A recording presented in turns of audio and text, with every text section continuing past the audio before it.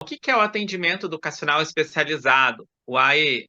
Né, nas palavras da Cláudia Moura, que é a coordenadora da educação do APAE lá de Vila Velha, do Espírito Santo, o AE é um conjunto de atividades, recursos pedagógicos e de acessibilidades prestados aos alunos que são público-alvo da educação especial. Então, é ali que a gente realiza atividades pedagógicas para atender o público-alvo da educação especial. Ok, mas quem é o público-alvo da educação especial? São os alunos com deficiências, aqueles que têm impedimentos a longo prazo de natureza física, intelectual, mental ou sensorial, os quais, em interação com diversas barreiras, podem ter obstruído sua participação plena e efetiva na escola e na sociedade. Alunos com transtornos globais do desenvolvimento, aqueles que apresentam quadro de alterações no desenvolvimento neuropsicomotor, comprometimento nas relações sociais, na comunicação ou estereotipias motoras. Incluem-se nessa definição alunos com autismo, síndromes do espectro autismo, psicose infantil. E, por fim, os alunos com altas habilidades ou superdotação. Lembrando, né, que essa é uma definição do MEC. O MEC, então, considera os dois termos, tanto altas habilidades ou superdotação. Normalmente ele vem com uma barra, então eles não fazem a dissociação entre os dois termos, ele engloba os dois. E é aqueles que apresentam um potencial elevado e um grande envolvimento com áreas do conhecimento humano, isoladas ou combinadas, sendo elas intelectual, acadêmica, liderança, psicomotora, artes e criatividade. Então, definido o público-alvo, e principalmente pensando nos estudantes com altas habilidades de superdotação, como que a gente faz o atendimento? Qual é o método utilizado para o enriquecimento curricular? Os estudantes, né, então vale se lembrar que os estudantes de altas habilidades de superdotação, eles estão matriculados em escolas regulares da educação básica e eles frequentam salas comuns e devem ter acesso a programas ou atividades diferenciadas das salas comuns. E isso pode ser previsto no seu plano de atendimento educacional especializado, que dependendo da sua região pode mudar o termo, mas de forma geral o conceito é o mesmo. Às vezes chamam de PEI, de PAEE, né? Então, cada região do Brasil já vi diferenças nas nomenclaturas, isso vai de cada núcleo de educação, mas de forma geral, né, ele deve ali prever e ser desenvolvido pelas equipes pedagógicas das instituições, que devem orientar e disponibilizar estratégias e materiais adequados aos estudantes identificados. Então, o Plano Educacional Individualizado, o PEI, ele deve, né, atender às necessidades educacionais especiais, não somente dos alunos com altas habilidades, mas todos aqueles, né, que se enquadram no público da educação especial. Então, o Plano Educacional Especializado, o PEI, ele não é só para estudantes de altas habilidades de superdotação. Ele é, sim, para todo o público-alvo da educação especial e deve ser realizado para todo esse público. Necessidades, então, educacionais especiais são contidas nele, e isso é instituído pelas diretrizes nacionais para a educação especial na educação básica em todas as suas etapas e modalidades. Considero, então, estudantes com necessidades especiais aqueles que, durante o processo educacional, apresentarem. Então, o que eles devem apresentar para serem atendidos por um PEI? Dificuldades acentuadas de aprendizado ou limitações no processo de desenvolvimento que dificultem o acompanhamento de atividades curriculares compreendidas em dois grupos, não vinculadas a uma causa orgânica específica e relacionadas a condições de funções, limitações ou deficiências. Então, aqueles que apresentarem uma dificuldade muito assim visível na sua aprendizado deve ter um PEI. 2, dificuldades de comunicação e sinalização diferenciadas dos demais alunos, demandando a utilização de linguagens e códigos aplicáveis. Então, é aquele aluno que não vai apresentar uma dificuldade no pedagógico, mas ele vai apresentar uma dificuldade na interação, na sua comunicação, no relacionamento com os seus pares, no relacionamento com o professor, com a coordenação escolar, né, com a comunidade escolar. E, por fim, altas habilidades de superdotação é aquela que tem grande facilidade de aprendizado e que os leve, então, a dominar rapidamente conceitos, procedimentos e atitudes. Então, definindo isso, o público de altas habilidades deve ser englobado no plano educacional individualizado.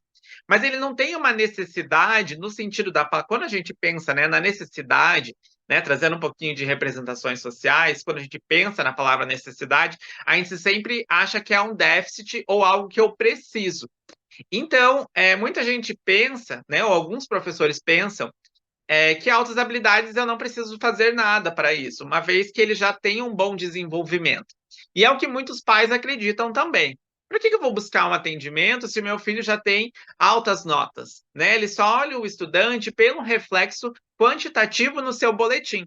Ah, então é aquele estudante que está vindo com boas notas, que tem um bom desenvolvimento e que, inclusive, às vezes, não é identificado no olhar do professor como um aluno que precisa de atenção. Normalmente, nós, professores, damos mais atenção direcionada a estudantes que têm dificuldade de aprendizado.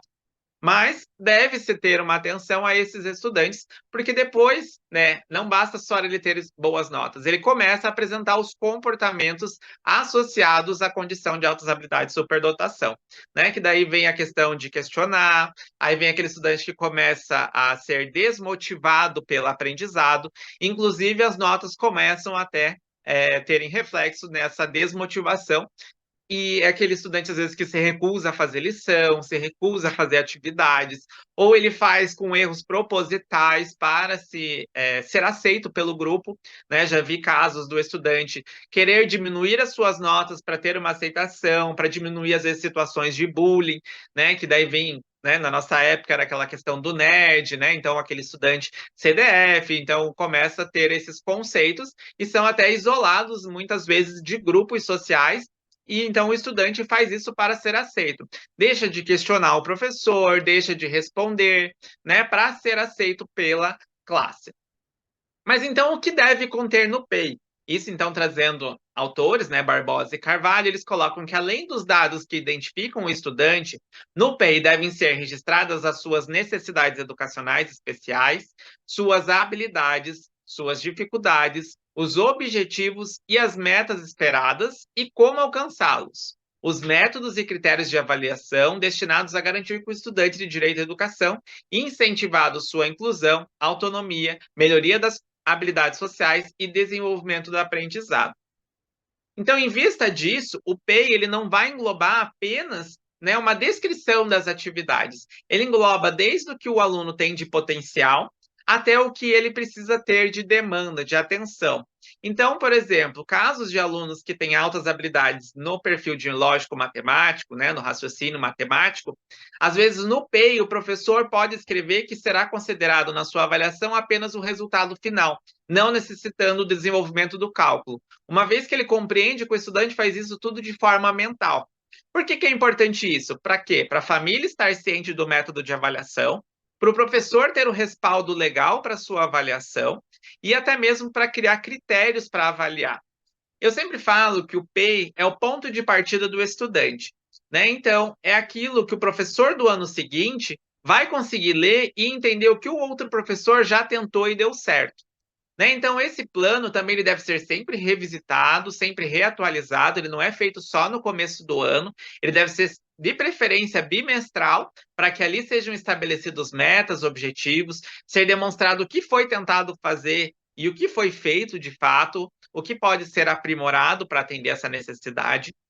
E esse PEI, gente, ele não é associado ao professor do atendimento educacional especializado, ele é de função do professor de sala comum.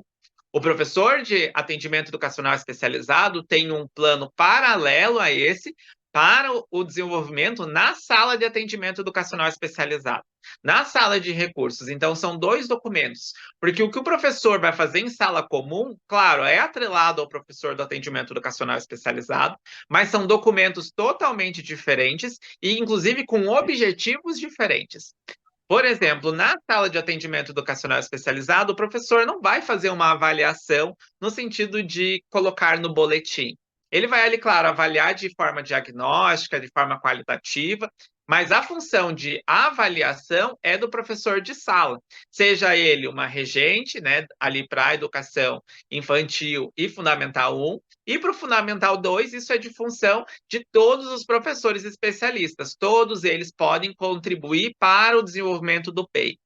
Então, o professor de educação física vai colocar suas metas ali para o desenvolvimento da coordenação motora, para a interação social, isso garantindo não só para o superdotado o enriquecimento, mas como para as outras questões neurotípicas, né, para as outras excepcionalidades. Então, cada professor vai colocar como ele vai fazer essa avaliação. Então, por exemplo, no caso de dislexia, o professor de língua portuguesa vai colocar no PEI que ele vai, por exemplo, sinalizar erros ortográficos, mas ele não vai penalizar o estudante uma vez que ele compreende a sua condição.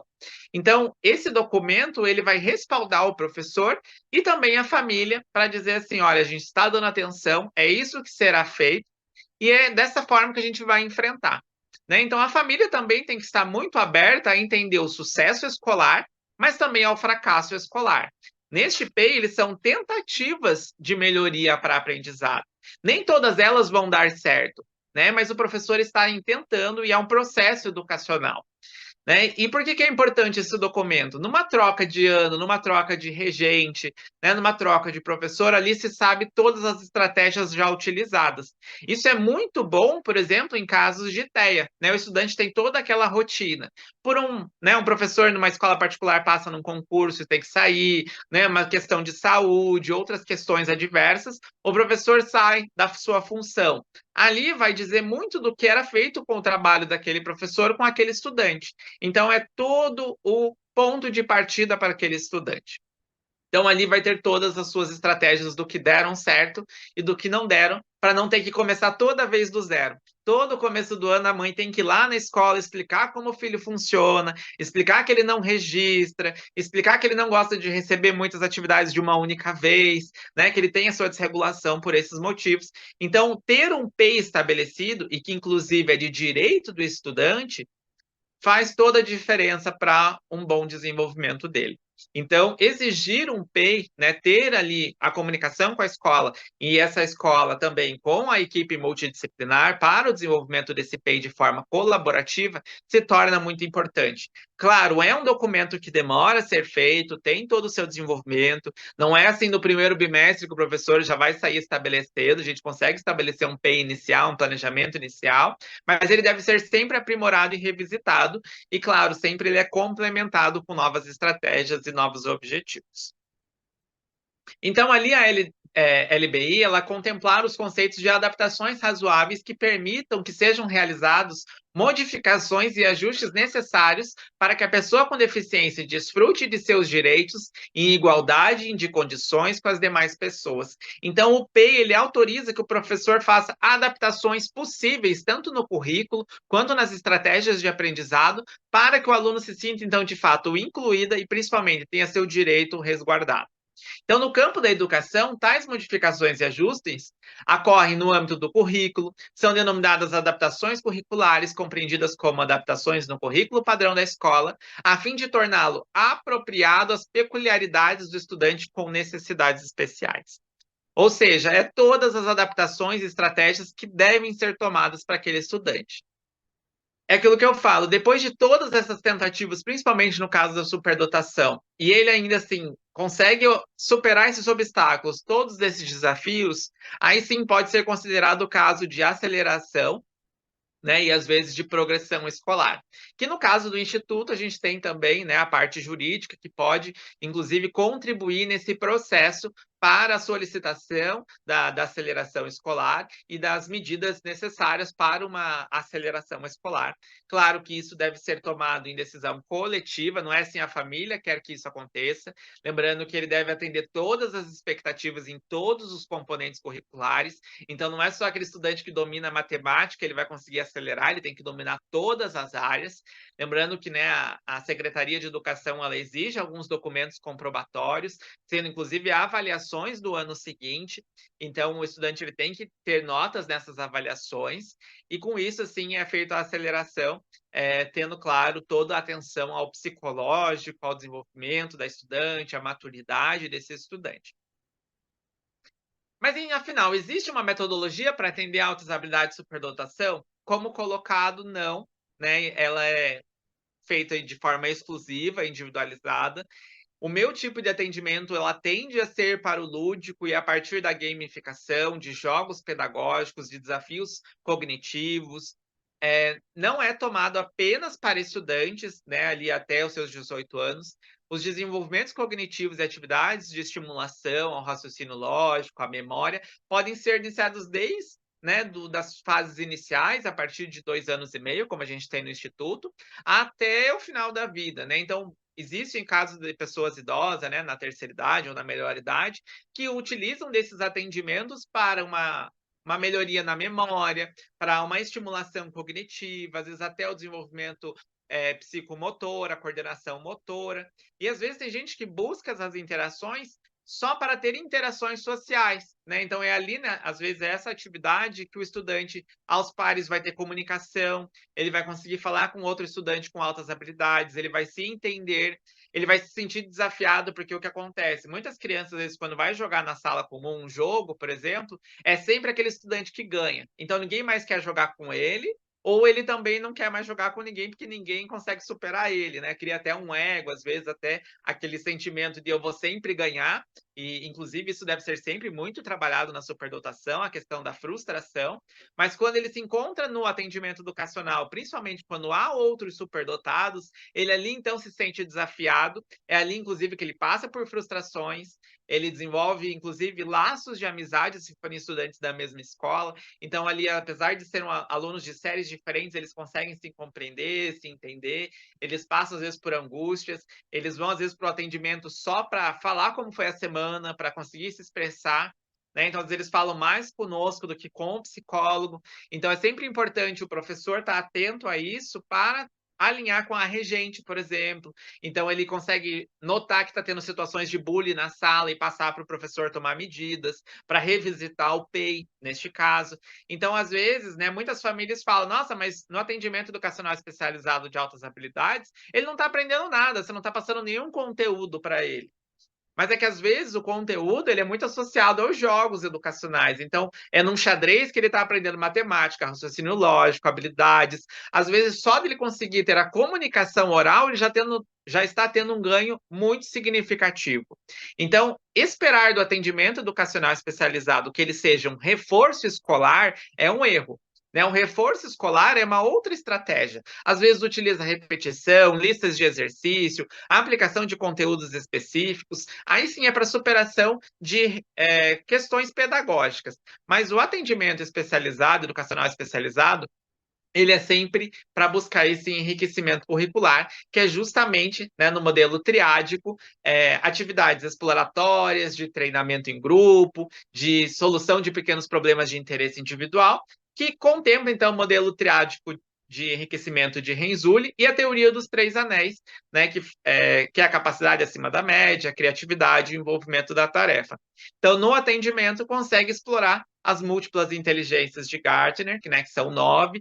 É importante o professor conseguir mapear isso para ver o interesse do estudante. É aquele estudante, né, que ele vai querer trabalhar o seu interesse nessas aulas. O professor ele sempre tem que ter 5, 6 atividades, porque em 40 minutos o superdotado ele consegue fazer todas essas atividades, ou ele faz uma única vez e não quer repetir, né, eles tendem a não querer repetir. Então, é sempre uma necessidade de estar nesse processo para o sucesso escolar. É importante estar preparado para enfrentar o processo escolar. Então, isso é um pouquinho, né, do que é o PEI, do que é o atendimento educacional especializado. É bastante coisa para a gente conseguir entender, conseguir se preparar, né, conseguir alinhar com a escola, né, então é alinhar o profissional de saúde, alinhar os professores, a coordenação, ter a aceitação, o entendimento do que é altas habilidades de superdotação, que é super importante, os professores e a coordenação saberem o que é isso, para até não questionar, né, alguns pareceres, questionarem as habilidades. Então, esse aluno ele tem altas habilidades em matemática, mas ele não está indo tão bem nas provas, né? Então, ali, às vezes, é um TDAH, às vezes é uma outra dupla excepcionalidade que está atrapalhando, a ansiedade, né? Até a autocrítica, a autocobrança que acontece.